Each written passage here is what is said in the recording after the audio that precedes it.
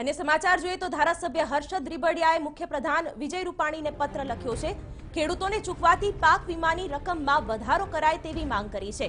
તેમણે પાક વીમાની રકમ 85 થી 95 સુધી આપવામાં આવે તેવી પણ માંગ કરી છે।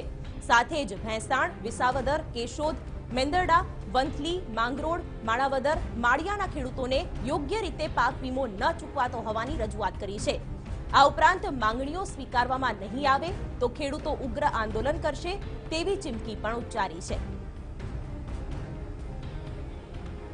પાક વીમાની રકમને લઈને રજૂઆત કરવામાં આવી છે। ધારાસભ્ય હર્ષદ રીબડિયાએ આ અગાઉ પણ સીએમને અનેક પત્રો લખ્યા છે। વારંવાર તેઓ વણ ઉકેલાયેલા પ્રશ્નોને લઈને રજૂઆત કરતા રહે છે। ત્યારે ધારાસભ્ય હર્ષદ રીબડિયાનો સીએમ રૂપાણીને વધુ એક પત્ર જેમાં પાક વીમાની રકમને લઈને ઉલ્લેખ કરાયો છે। સંવાદદાતા અનિલ પટેલ પાસેથી વધુ માહિતી મેળવી આ વિશે। અનિલ, હર્ષદ રીબડિયાએ વધુ એક પત્ર સીએમને લખ્યો છે જેમાં પાક વીમાને લઈને રજૂઆત કરી છે।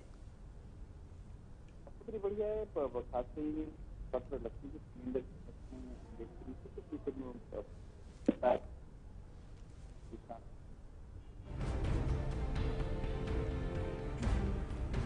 અનિલનો અવાજ સ્પષ્ટ નથી સંભળાઈ રહ્યો, પરંતુ હર્ષદ રીબડિયાએ ખેડૂતોને પાક વીમો યોગ્ય રીતે નથી ચૂકવાતો તેવી પણ રજૂઆત કરી છે।